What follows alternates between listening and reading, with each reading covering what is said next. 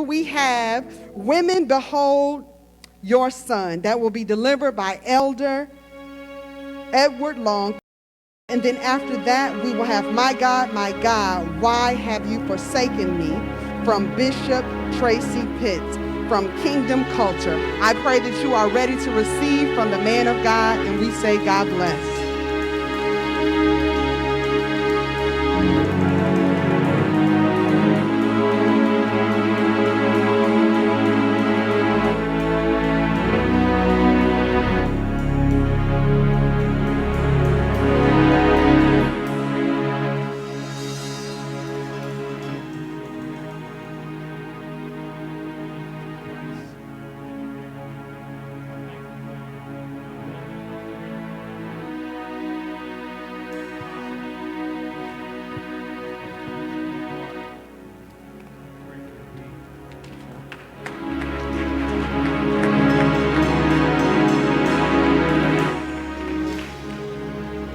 And I honestly wasn't tripping about the mic. I was going to just yell in a moment and we'd have been okay. Yeah. My grandmother, them church, they thought the microphones were the devil, so I'm used to it, you feel me? But I thank you because of a myriad of people who look to my father as a mentor or a spiritual father or what have you. I tell people all the time that you can tell how much somebody loves you, not by how they treat you, but by how they treat your family. And you have always treated us well. I would say that your love and your treatment of us has intensified and gone up even in his transition. So thank you. Thank you. Thank you. Again, to all of the pastors and preachers, apostles, bishops, ministers that I'm able to share in this moment with, I'm learning so much already by the two that have already come and have already preached the house down. Forgive me, y'all, I'm not that great of a preacher, but I am one that has great love for the Lord. And I just want to express my love for the Father in the next few moments to try to help one or two people that may be in this room, that may be across the stream right now. As you heard the young lady who came and shared, the title is Woman, Behold Your Son. The book of John, chapter 19, verses 26 through 27, it says, when Jesus saw his mother there and the disciple whom he loved standing nearby, he said to her, woman, here is your son. And then he said to the disciple, here is your mother. And from that time on, the disciple took her into his home. What's happening right here, many of us know this text well, as Jesus is on the road to the cross, preparing for his death, burial, and resurrection. He's looking at them who are looking at him, already mourning him, already tripping, already struggling with what he had already foretold them is about to happen. And he looks again at his mother. I know I've been your son. I know I've been a good son. No mother, no good mother, anticipates burying what she birthed. No mother anticipates that. No mother anticipates burying what's...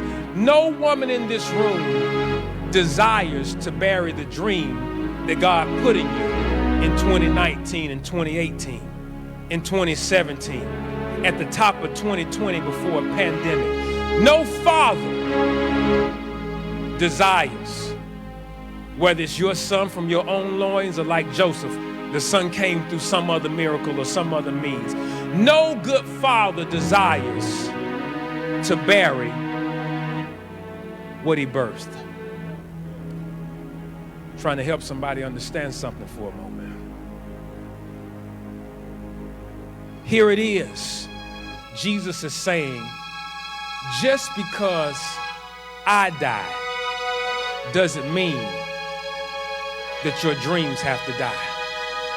Just because I die doesn't mean that the nurturing spirit that you have, that the incubator spirit that you have to cultivate life and bring things into the earth that were not here before, to help others with their dreams, their aspirations, to set people who are on a crooked path on a straight path. Just because I'm going on doesn't mean that's what is in you and coming out of you has to die. He says, Ma, I'm going on, but this is now your son. So what you prayed about for me, pray about for him. What you hope for me, hope for him. What you desire for me, desire for him. Y'all missing what I'm saying? Mary lost a son, but the world gained a savior. She lost a son, but the world gained a savior. Mary lost a son, but the church gained a mother.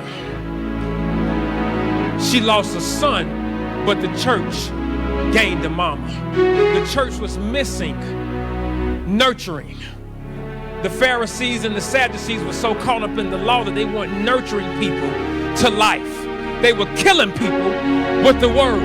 They were killing people with something that was supposed to bring about life. Mary lost a son, but people began to gain life. Mary lost a son, but she also gained more children. A friend of mine committed suicide a couple of months ago, and his mother's been going through it. But then she pointed out, she said, you know, I realize now that all of y'all are my children.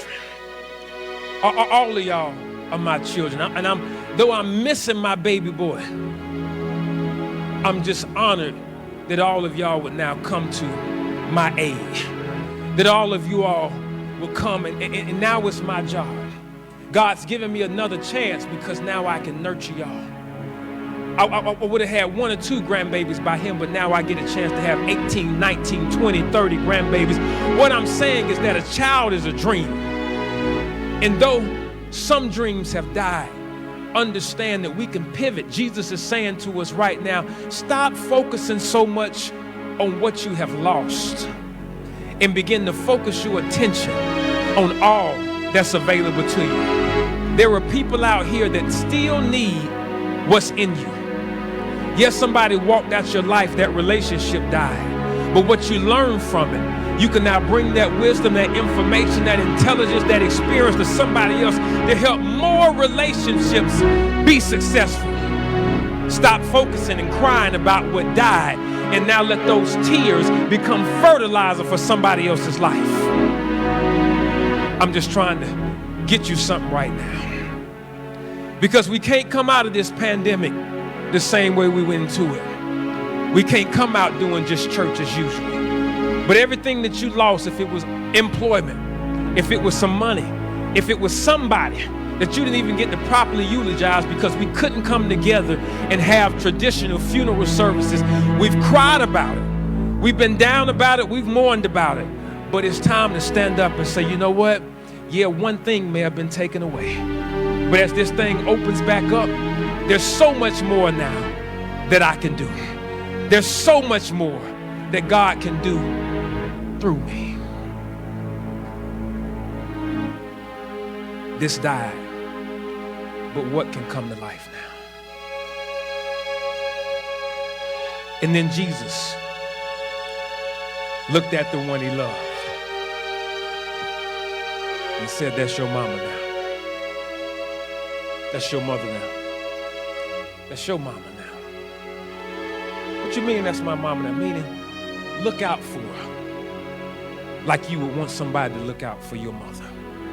Take care of her like you would want somebody to take care of your mother. We understand in James that it tells us to look out for both the widows and the orphans. Jesus is saying, I want everybody to be covered. Because all of us done been through something in this pandemic. If we pass this mic around the room, all of us have been through something in this pandemic. But we missed the power that's in this text right now. I got 5, 6, 7 pages of notes, but I'm just going to end with this. For Jesus to say to the one he loved that that's your mama, take her into your house and take care of her. He was basically telling him, you are equipped with what I was equipped with to take care of what I've been taking care of. Y'all missed it. You missed it. When we lose something, automatically we think now we lack. I used to be able to do this with that. I used to be able to work miracles in the presence of Jesus. We fed 5,000 with Jesus. People got healed while Jesus was here. We did all these things. Mama's bills was paid while this one was here. This was covered. This was made. I don't have that no more, so woe is me. How am I going to make this happen now? Jesus is talking to each and every last one of us in New Hope tonight, saying, just because I'm not there physically doesn't mean that you're not equipped to do what you were doing with me, and even greater in my absence. I don't know what mean that you thought was not going to get met. But tonight, confidently know that Jesus has already put his mouth on my situation. He's already put his mouth on my lack. He's already put his mouth on my unsureness. He's already put his mouth on my disgruntlement. He's already put his mouth on my questions of how is this going to happen? How is this going to turn out well? He's already spoken about it, saying, you got what I got to take care of what I've been taking care of. Every pastor that's worrying how their church is going to continue to move forward, Jesus saying, you already got it. I've already spoken over that thing. You just show up and take care of it. Talking to him like he talked to Peter. If you love what I love, if you love who I love, then just feed my sheep. You just feed my sheep and the needs will be met. To every husband, every father that's in this room right now, how am I going to continue to take care of my family? Just like that, by taking care of your family. Just show up. Just show up. Just show up. You got what you need to move forward. To every woman in this room right now, I've lost this, I lost that. But you ain't lost your mind. You ain't lost your faith. You ain't lost your favor. And you ain't lost what God has spoken over your life. So move forward, knowing that God has already spoken.